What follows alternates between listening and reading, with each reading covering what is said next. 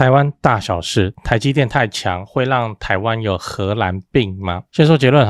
台积电是知识密集的产业，这个跟当初荷兰的那个天然物产的状况是不一样。但台湾现在的问题就是真的太依赖台积电了。还有是买房阿元，订阅买房阿元，我先祝你老了有房也有钱。我上一次影片聊的大寮要变强，如果你还没看过的话可以看一下。那今天我来跟你讨论台湾会不会得荷兰病那这次聊这个新闻标题我念一下：央行3点驳斥台湾有荷兰病，传产出口已逐步复苏那内容是这样，就是现在 AI 大爆发，台湾的经济成长也因此被拉抬一波， GDP 成长 9% 很夸张的数字。那也开始出现一个讨论，就是我们现在的成长都是因为台积电有一天台积电不好了，台积电感冒了，台湾会不会很危险我之前频道也讨论过这个问题你可以回去看底下的留言非常的刺激非常的偏激好，那现在就是央行央行本行出来说话了。你看我框起来的地方，这内容很长照顾 Podcast 的听众我简单说一下。央行的意思就是说，现在的电子制造业是知识跟技术密集型的产业，跟过往荷兰出口天然气那繁荣只取决于国际大宗商品的价格波动，这两者状况完全不一样OK， 反正就说台湾荷兰不一样。然后说我们现在也不是只有台积电，传统制造业也在逐步加入供应链当中 AI 的供应链，然后也会透过融入 AI 生态系的方式持续提升自我竞争力。你看又来了反正万事万物现在都要扯上 AI 只要你不知道答案比方说政府标案工程名称前面加 AI 就对了就像某某市长一样。我没有说谁那不过这篇新闻里面有提到个好消息你看我划线的地方，台韩传产货品出口已逐步复苏，年增率分别为 7.7% 及 8.3%， 就是我们的非晶片产品出口量有在增加，这看起来是好事就传产的出口。那再来你要知道什么是荷兰病我也来跟你简单复习一下荷兰病是什么。就1960年代荷兰在北海发现天然气的油田，天然气的油田就带动荷兰了在1970到1980年代初大量出口天然气，那就爽享受着这个贸易顺差，因为他赚这个贸易顺差的钱非常的轻易也因为他赚这个钱变成说他必须要压制汇率这样人家才会来跟他买天然气，但压制汇率的同时就会削减自己国内其他产业这样。好，是不是很有既视感？就跟台湾常年在干的事情一模一样。现在就是压低嘛新台币的价钱，让晶片好出口嘛，让买方觉得说台湾东西还可以 CP 值很高。好，然后劳工的薪水嘞也变相被压制了我们很多东西又要进口，那就辛苦了。只是我们现在在出口的东西出口现在变成叫晶片，跟荷兰的天然气不一样天然气是大家都一样但生产晶片的技术台积电世界顶尖，所以央行才有这个底气说我们没有荷兰病。换个角度想，很可能是反正全世界如果回到那个时空背景的话，就是全世界只能够用荷兰产的天然气，我靠得病就得病病得不轻就病得不轻反正全世界都要依赖我那台积电的晶片有点像这样，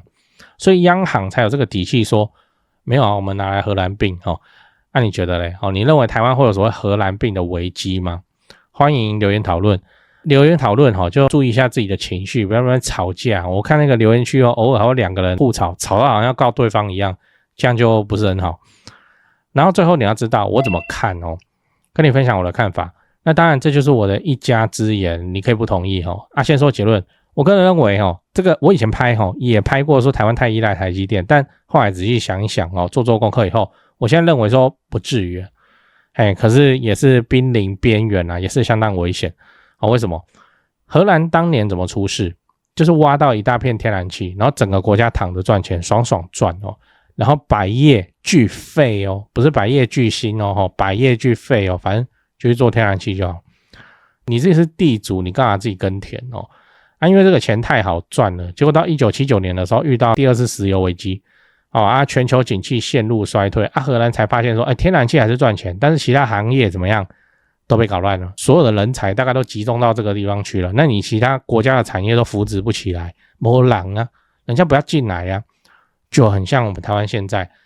你身为员工你没有到半导体，你没有往 AI 靠拢那你的薪水就是差人家一大截，你就看脆上那台积电的又买房又买车又换特斯拉，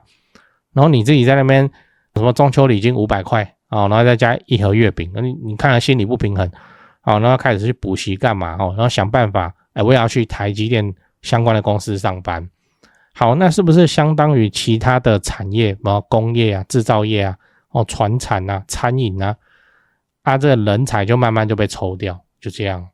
就独抢台积电而已。荷兰当初也是这样，它是独抢天然气，其他产业迷迷毛毛，还有那个郁金香啊。好，那我们把目光转回台湾台湾的状况是怎样？我们台湾台积电的晶片制作工艺靠着无数工程师牺牲他们的肝，不断的研发跟改制程，早就让台积电从劳力密集进化到知识密集。所以我们不会跟荷兰一样说崩就崩了。但是这个但是来了，我们太依赖台积电你知道0050的怎么设计吗？他就选出台湾上市公司中前50大企业，然后按照指数调配，就是市值来调配。结果现在的0050大家买0050在买什么？参与台湾最强的50家公司，然后同时实现一件事情，叫做鸡蛋不要放在同一个篮子里。结果你看这张图，58% 是台积电，奇怪，这个怎么感觉鸡蛋好像又差不多放在同一个篮子里了？整支 ETF 的行业比重占比 70.68% 是半导体业，不是台湾前50大吗？怎么大概都是70%都是半导体？这个就是我说危险之处那人家怎么看我们台湾？科技之岛，然后这科技之岛怎样？环太平洋火山地震带会地震，每年有台风，我靠！狡兔况且有三窟，何况是台湾我知道 AI 很强我也知道台积电大好，但我们是不是应该趁现在台湾手上有钱的时候，来发展我们的第二曲线第二支柱产业？如果有很明确的告诉说，反正我们台湾现在就是开始要请国力去培养第二个支柱产业，我当然会同意嘛因为现在台湾看起来是没有荷兰病的问题，所以趁现在赶快去做未来的投资，就上个保险是非常合理的。只是你那个支柱产业，你不要又是什么避岸一大堆的东西，对不对？比方说什么风电比方说太阳能等等一查一大堆避岸，而且好像只有跟政党关系很好的人才做得了的生意，这不太对劲。OK， 那荷兰病的爆发是怎么样荷兰病爆发是需要时间的，它不是说今天大家就早早睡觉，然后隔天一醒来干荷兰病，不是这样荷兰病是有一个渐进式的过程以年为单位。荷兰当初1960发现天然气然后爽过多久才开始发现说船大已经掉不了头了，过20年那台湾现在是才刚开始要爽而已所以未看先猜这个爽下去还会继续一段日子还会继续几年，因为现在资讯交换超级快，美国发生什么事情以前谁知道那现在美国发生什么事情，你那脆等一下就看得到了所以资讯发生的超级快，所以这个动态也改变得很快，像荷兰可以爽20年才发现有问题，我们台湾大概除以2除以3，那台湾也才算刚开始而已更遑论有一堆讲法叫做 AI 是我们现在人类的这一次的工业革命等级，那也才刚起步而已所以看不到病症这个是很正常的。好，讲完了，我们整理一下，今天我们讲了台湾会不会得荷兰病，那我们先分析了央行的说法，并且回顾当年荷兰的状况。那我会跟你讨论台湾现在过度依赖台积电跟半导体的风险结论就是我们不会得荷兰病因为晶片的技术是无可取代的，但我们的危险在于整个台湾岛现在有一半是台积电撑起来的，就算现在很爽，也应该要尽快发展第二曲线，不要等到景气反转才发现其他路都荒废掉。最后我想问你，你认为台湾的第二曲线可以怎么发展？发展机器人智慧机器人，就 AI 机器人。我们的制造业超强，就看鸿海嘛B 发展无人机，现在打仗都用无人机，但无人机就有对面大疆嘛。C 发展金融好了，我们可以成为第二个新加坡。这喊多久了？在讲八卦之前来点干货，很多朋友会问我说，阿元你房地产做这么久有没有口袋名单这不就来了吗？扫一下这个 QR code， 我有的牌都在这里了。进去先点影片看我介绍，让你心里有个底哦，然后就可以直接加他们的 LINE 了。买卖房子，台北找销店，高雄找零店，美术之星，这2位都是我的大前辈，我有问题也是直接问他们，你就直接敲就对了。如果你双北要装潢汉一室内装修嘛，很多观众朋友合作以后都觉得很满意。那如果遇到了法律上的问题，有顶尖律师可以帮助你。好啦，我有的资源都给你了，你有需要你就大方用，不用客气。最后我要请你支持我，加入我的频道会员，每个月250块钱，直接抄我做好的重大建设功课。高雄自产老会员都跟超过1年了，没料的话大家早就跑了。最后也不要忘了帮我按下订阅按钮。YouTube 的后台跟我说有 74% 的观众还没订阅，这样都能超过5万人支持。如果你还没订阅，麻烦先按一下买房阿元 logo 旁边那个可爱的按钮，对，点下去就对了。这样我离10万订阅又更近一点，拍片的动力也会暴增。按好了吗？感谢你这么挺我，祝你老了有房又有钱。讲八卦讲八卦。那荷兰我们今天讲荷兰病嘛那看一下这个历史，荷兰它后来是怎么解决掉它的荷兰病？我跟你讲简单浓缩起来居然这是4个字，台湾早就用过了叫共体时间了，共体时间大法你不要听到那个共体时间就以为是老板开会很爱讲的干话大家一家人公司好大家才会好，什么有没的。荷兰的共体时间当年是有点残暴，就是反正就直接跟全体国民讲说，反正大家给我勒紧裤腰带，然后准备要过苦日子，就是这样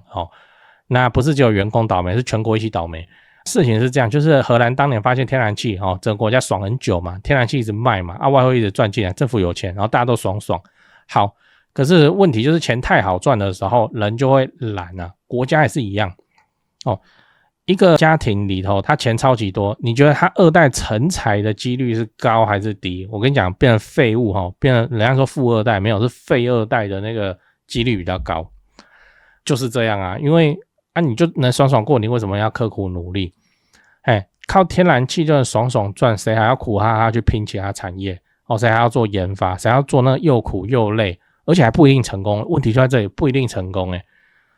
集中力量办大事。好，那既然有个不一定成功，那不是很危险吗？就比方说集中数万人的力量集中国家的资金想要去做一个第2支柱行业，结果没成功。没成功的意思是什么？你带着数万人，带着数十亿一起去撞墙，谁担得起这个责任？所以就是那垮所以突破性的技术为什么都不会出现在东方？就是这样，东方就是失败好像身败名裂这样。好，河源反正天然气就是这样地下挖一挖钱就来了很爽这个爽不是免费的后来荷兰就发现天然气很赚，可是其他行业几乎是一片真空几乎是 GG， 企业的竞争力掉下去，然后失业问题很严重国家成本越垫越高，这就国家外部成本。外部成本就是说一些无业的啦然后开始打砸抢社会上不是一直喊说高福利嘛然后国家成本就这样高起来。OK， 那最后大家发现说石油危机以后怎么我们不是好像很强吗结果是靠这个天然气就把这个整个自己的国家都给它养到废掉。后来在1982年荷兰搞出一个很重要的东西这个时候写在历史课本里，叫做瓦瑟纳尔协议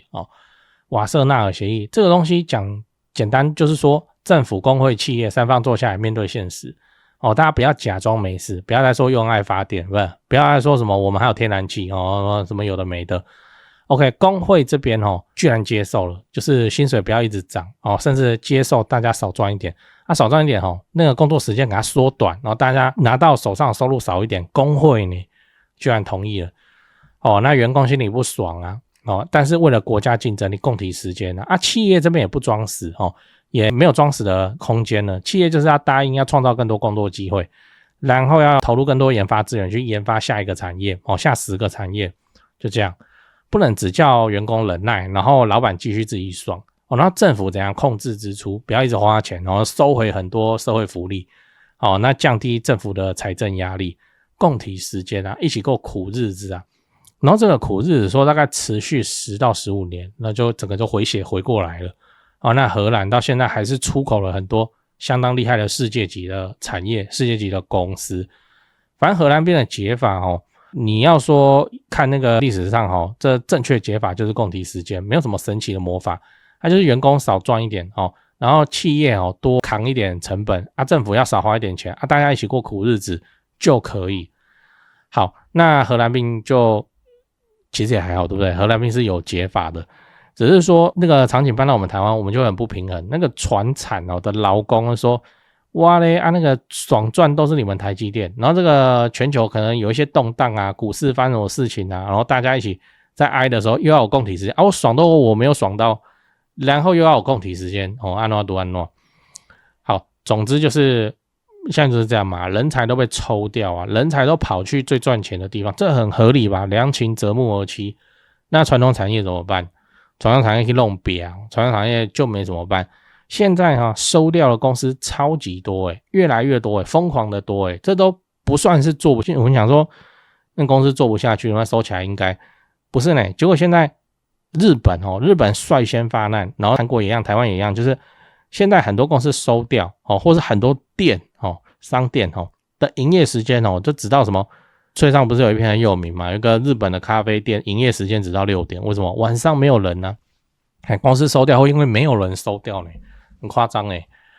又在少子化然后现在又 all in 台积电然后又只要有个震荡，你看大家一起共体时间，没有人这就是所谓的资源诅咒。资源诅咒就是家里有钱然后变成败家子的这个几率会高非常非常的多啦你看这不能讲谁得罪谁，反正就是这样。我们大家认为的富二代结果他是废二代，超级之多OK 其他产业会怎么样？就会被晾在那边。那有一天最赚钱的就是家业出问题，大家我靠完了那我的第二支柱行业是什么？没有，我只会花钱，很麻烦所以新闻现在每天在讲说台湾经济很好， AI 很强，台积电很猛， GDP 很漂亮等等很多劳工朋友心里在想，那我怎么没感觉，对不对？你要是这一次没有去做股票，从3万一起扛到现在的话，真的是跟你完全没有关系耶新闻说台湾赚烂了然后你看现在的物价，你看现在的房价然后便当也逐渐贵起来那之后再有个闪失，又要我一起共体时间，林老师就这样。所以你看新闻会觉得台湾好像在飞那你看自己的户头会觉得自己好像原封不动原地踏步。今天就讲这个荷兰病的故事，我们也要唱衰台积电台积电真的很难得，国运等级难得难得到爆现在居然全世界要看台积电的脸色，非常非常夸张的事情，国运那我们也不能够假设台积电还会往后繁荣1000年嘛，就没办法嘛比较好的做法是什么？发展第二支柱行业，不要哪一天这个晶片突然人家就不买单了结果我回头一看，我没有那个老二可以出来帮我挡一阵子，撑个场面。还是你觉得我们台湾风力发电可以撑场面？还是你觉得我们台湾太阳能发电可以撑场面？他妈撑个屁！所以就看那下一个新兴行业可能是什么？我个人认为机器人机器人的生产，因为无人机没办法被大疆做走，然后机器人中国在制造一定很猛但是我相信欧洲的机器人公司跟那个美国的机器人公司当然下单给台湾，他们应该是比较 OK。我们台湾连对不对生产制造组装，我们连 iPhone 都能做，机器人也还好对鸿海来说，说不定对他来讲是比较大只的 iPhone 就这样。